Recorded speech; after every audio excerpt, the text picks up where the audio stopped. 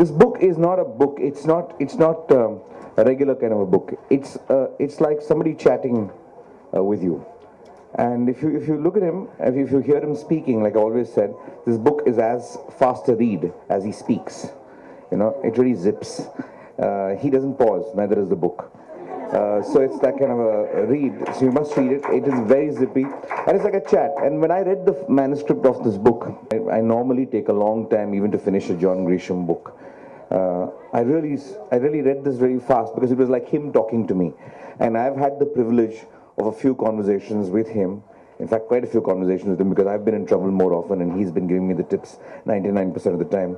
But it's really fortunate that a lot of people can feel like he's chatting with them.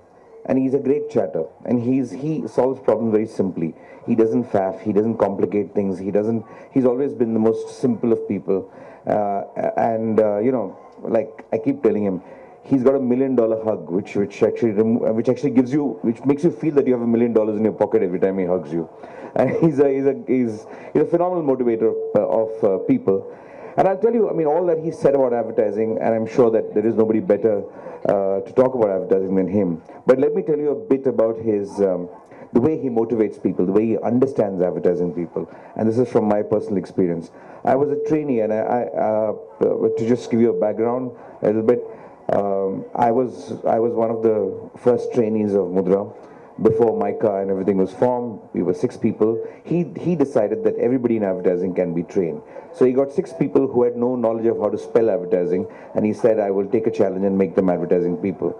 I'm not quite sure he knows exactly how he did it. I have absolutely no clue how he did it, but he did it. And the 6 people were the examples of what could be finally a training institute called Mica. So that's how it happened. So I was one of the trainees of that particular exercise, experiment, and I went to Bangalore and I started doing ads. I had no knowledge of how to do ads.